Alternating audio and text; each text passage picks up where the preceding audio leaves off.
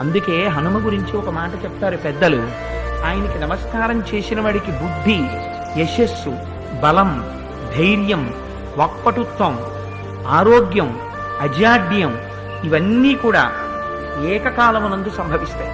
హనుమ అంటే ఒక ప్రత్యేకమైనటువంటి వ్యక్తి. రామాయణంలో ఎక్కడైనా భగవంతుణ్ణి ఆశ్రయించి భక్తులు ఉంటారు. భగవంతుడు ఏ స్థాయిని పొందాడో భక్తుడు కూడా ఆ స్థాయిని పొందిన ఘటన రామాయణంలోని.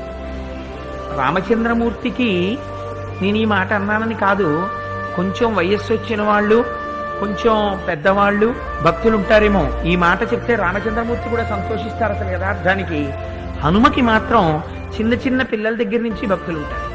హనుమ పేరు చెప్తే ఎల్కేజీ వాడు భక్తుడే.